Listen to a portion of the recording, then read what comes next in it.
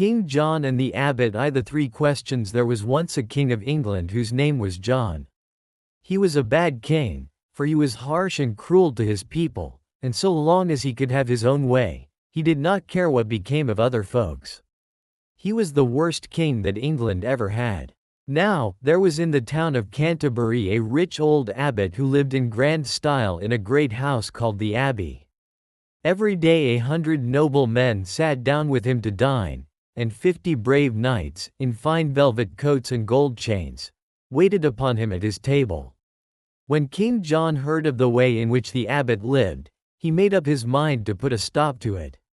So he sent for the old man to come and see him. "How now, my good abbot," he said. "I hear that you keep a far better house than I. How dare you do such a thing? Don't you know that no man in the land ought to live better than the king? And I tell you that no man shall." "O king," said the abbot, "I beg to say that I am spending nothing but what is my own. I hope that you will not think ill of me for making things pleasant for my friends and the brave knights who are with me." "Think ill of you?" said the king. "How can I help but think ill of you? All that there is in this broad land is mine by right, and how do you dare to put me to shame by living in grander style than I? One would think that you were trying to be king in my place." "Oh, do not say so," said the abbot. "For I, not another word," cried the king. "Your fault is plain, and unless you can answer me 3 questions, your head shall be cut off, and all your riches shall be mine." "I will try to answer them, O king," said the abbot. "Well, then," said King John, "as I sit here with my crown of gold on my head, you must tell me to within a day just how long I shall live. Secondly, you must tell me how soon I shall ride round the whole world. And lastly, you shall tell me what I think." "O king," said the abbot, "these are deep, hard questions, and I cannot answer them just now. But if you will give me 2 weeks to think about them, I will do the best that I can." "2 weeks you shall have," said the king, "but if then you fail to answer me, you shall lose your head, and all your lands shall be mine." The abbot went away very sad and in great fear. He first rode to Oxford. Here was a great school, called a university, and he wanted to see if any of the wise professors could help him. But they shook their heads, and said that there was nothing about King John in any of their books. Then the abbot rode down to Cambridge, where there was another university. But not one of the teachers in that great school could help him. At last, sad and sorrowful, he rode toward home to bid his friends and his brave knights goodbye. For now he had not a week to live. 2. The 3 answers. As the abbot was riding up the lane which led to his grand house, he met his shepherd going to the fields. "Welcome home, good master," cried the shepherd. "What news do you bring us from great King John?" Sad news, said the abbot, and then he told him all that had happened. Cheer up, good master," said the shepherd. "Have you never yet heard that a fool may teach a wise man wit? I think I can help you out of your trouble." "You help me," cried the abbot. How? "Well," answered the shepherd, "you know that everybody says that I look just like you, and that I have sometimes been mistaken for you. So, lend me your servants and your horse and your gown, and I will go up to London and see the king. If nothing else can be done, I can at least die in your place." "My good shepherd," said the abbot, "you are very, very kind, and I have a mind to let you try your plan. But if the worst comes to the worst, you shall not die for me. I will die for myself." So the shepherd got ready to go at once. He dressed himself with great care. Over his shepherd's coat he threw the abbot's long gown, and he borrowed the abbot's cap and golden staff. When all was ready, no one in the world would have thought that he was not the great man himself. Then he mounted his horse, and with a great train of servants set out for London. Of course the king did not know him. "Welcome, Sir Abbot," he said. "It is a good thing that you have come back. But, prompt as you are, if you fail to answer my 3 questions, you shall lose your head." "I am ready to answer them, O king," said the shepherd. Indeed," said the king, and he laughed to himself. "Well, then, answer my first question. How long shall I live?" "Come, you must tell me to the very day." "You shall live," said the shepherd, "until the day that you die, and not 1 day longer." and you shall die when you take your last breath, and not one moment before." The king laughed. "You are witty, I see," he said. "But we will let that pass, and say that your answer is right. And now tell me how soon I may ride round the world." "You shall live until the day that you die. You must rise with the sun," said the shepherd, "and you must ride with the sun until it rises again the next morning. As soon as you do that, you will find that you have ridden round the world in 24 hours. The king laughed again. "Indeed," he said, "I did not think that it could be done so soon. You are not only witty, but you are wise, and we will let this answer pass. And now comes my third and last question. What do I think?" "That is an easy question," said the shepherd. "You think that I am the abbot of Canterbury. But, to tell you the truth, I am only his poor shepherd, and I have come to beg your pardon for him and for me." And with that, he threw off his long gown.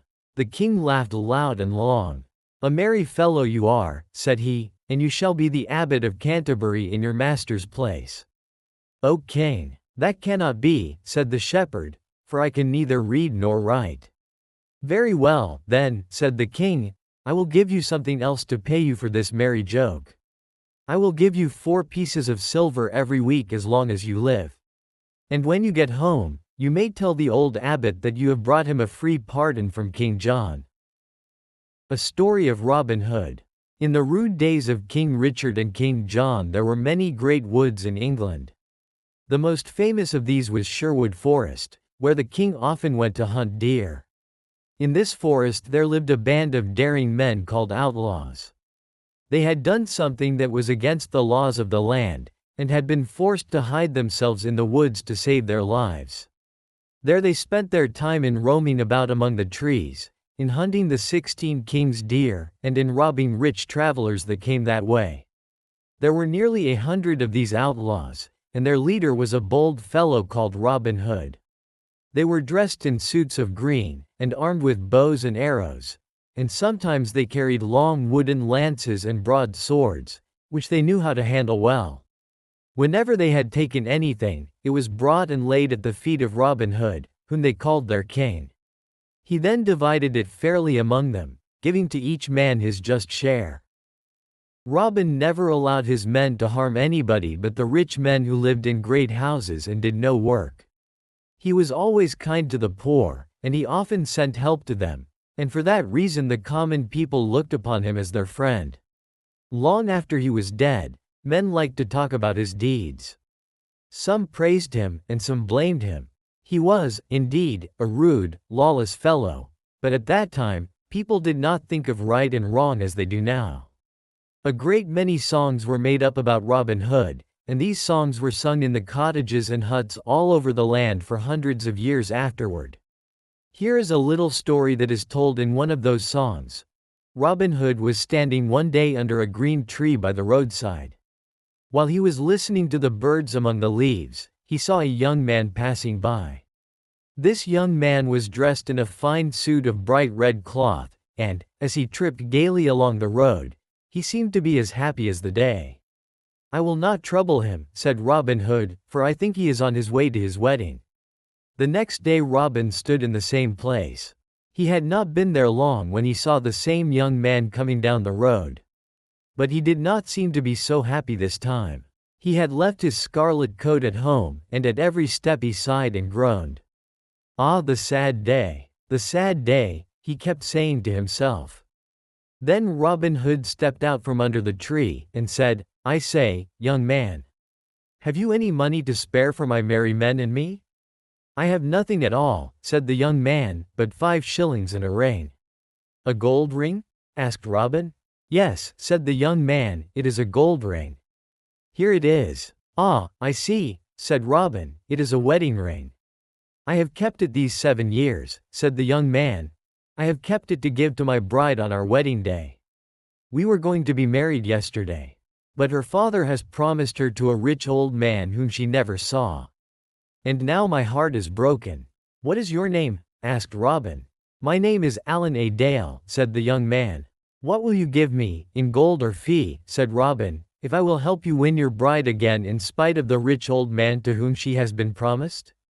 "I have no money," said Alan, "but I will promise to be your servant." "How many miles is it to the place where the maiden lives?" asked Robin. "It is not far," said Alan. "But she is to be married this very day, and the church is 5 miles away." Then Robin made haste to dress himself as a harper, and in the afternoon he stood in the door of the church. "Who are you?" said the bishop, "and what are you doing here?" "I am a bold harper," said Robin, "the best in the North Country." "I am glad you have come," said the bishop kindly. "There is no music that I like so well as that of the harp. Come in, and play for us." "I will go in," said Robin Hood, "but I will not give you any music until I see the bride and bridegroom." Just then an old man came in. He was dressed in rich clothing, but was bent with age, and was feeble and gray. By his side walked a fair young girl. Her cheeks were very pale, and her eyes were full of tears. "This is no match," said Robin. "Let the bride choose for herself." Then he put his horn to his lips, and blew 3 times. The very next minute, 24 men, all dressed in green, and carrying long bows in their hands, came running across the fields. And as they marched into the church, all in a row, the foremost among them was Alan a Dale. "Now whom do you choose?" said Robin to the maiden. "I choose Alan a Dale," she said blushing. "And Alan a Dale you shall have," said Robin, "and he that takes you from Alan a Dale shall find that he has Robin Hood to deal with." And so the fair maiden and Alan a Dale were married then and there, and the rich old man went home in a great rage. And thus having ended this merry wedding, the bride looked like a queen, and so they returned to the merry green wood, amongst the leaves so green. Bruce and the Spider. There was once a king of Scotland whose name was Robert Bruce. He had need to be both brave and wise, for the times in which he lived were wild and rude. The King of England was at war with him, and had led a great army into Scotland to drive him out of the land. Battle after battle had been fought. 6 times had Bruce led his brave little army against his foes, and 6 times had his men been beaten and driven into flight. At last his army was scattered, and he was forced to hide himself in the woods and in lonely places among the mountains. One rainy day, Bruce lay on the ground under a rude shed, listening to the patter of the drops on the roof above him. He was tired and sick at heart, and ready to give up all hope. It seemed to him that there was no use for him to try to do anything more. As he lay thinking, he saw a spider over his head, making ready to weave her web. He watched her as she toiled slowly and with great care.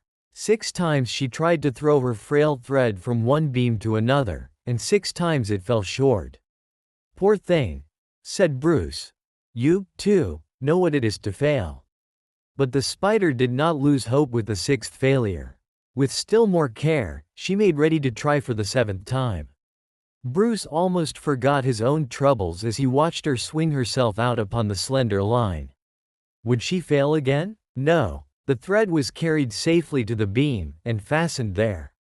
"I, too, will try a 7th time," cried Bruce. He arose and called his men together.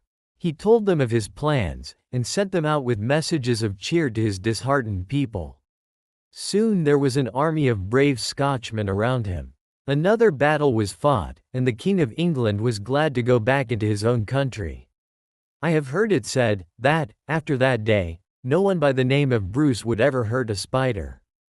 The lesson which the little creature had taught the king was never forgotten. The Black Douglas. In Scotland, in the time of King Robert Bruce, there lived a brave man whose name was Douglas. His hair and beard were black and long, and his face was tanned and dark, and for this reason people nicknamed him the Black Douglas. He was a good friend of the king, and one of his strongest helpers. In the war with the English, who were trying to drive Bruce from Scotland, the Black Douglas did many brave deeds, and the English people became very much afraid of him. By and by the fear of him spread all through the land. Nothing could frighten an English lad more than to tell him that the Black Douglas was not far away. Women would tell their children, when they were naughty, that the Black Douglas would get them, and this would make them very quiet and good. There was a large castle in Scotland which the English had taken early in the war. The Scottish soldiers wanted very much to take it again, and the Black Douglas and his men went one day to see what they could do. It happened to be a holiday, and most of the English soldiers in the castle were eating and drinking and having a merry time. But they had left watchmen on the wall to see that the Scottish soldiers did not come upon them unawares, and so they felt quite safe. In the evening, when it was growing dark, the wife of one of the soldiers went up on the wall with her child in her arms. As she looked over into the fields below the castle, she saw some dark objects moving toward the foot of the wall. In the dusk, she could not make out what they were, and so she pointed them out to one of the watchmen. "Pooh, pooh," said the watchman. "Those are nothing to frighten us. They are the farmer's cattle, trying to find their way home.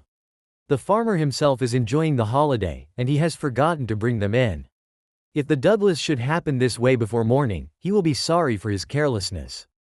But the dark objects were not cattle. They were the Black Douglas and his men, creeping on hands and feet toward the foot of the castle wall. Some of them were dragging ladders behind them through the grass. They would soon be climbing to the top of the wall. None of the English soldiers dreamed that they were within many miles of the place. The woman watched them until the last one had passed around a corner out of sight. She was not afraid, for in the darkening twilight they looked indeed like cattle. After a little while she began to sing to her child, hush ye, little pet ye, hush ye, do not fret ye, the Black Douglas shall not get ye." All at once a gruff voice was heard behind her, saying, "Don't be so sure about that."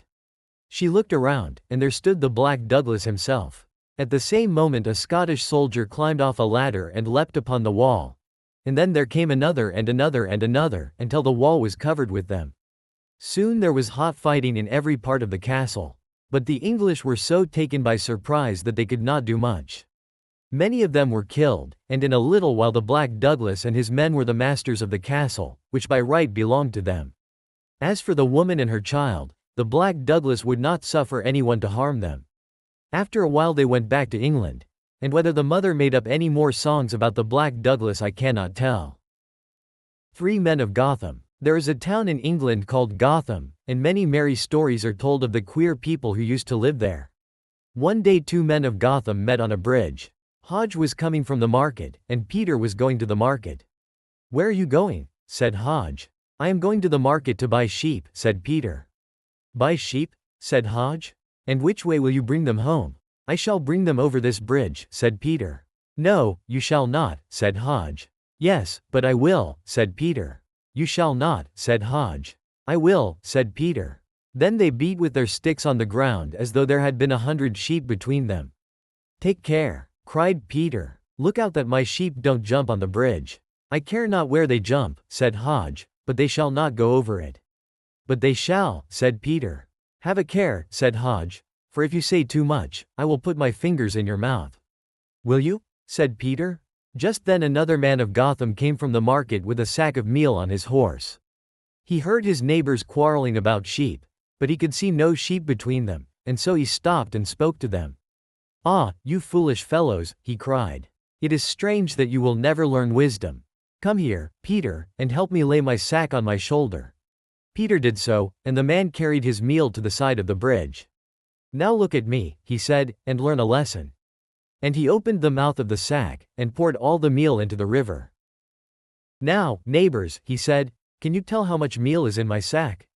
"How much meal is in my sack?" "There is none at all," cried Hodge and Peter together. "You are right," said the man, "and you that stand here and quarrel about nothing, have no more sense in your heads than I have meal in my sack."